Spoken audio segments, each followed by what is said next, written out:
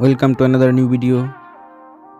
In this video you will see how to fix Roblox detected threat error problem. Please follow complete the process.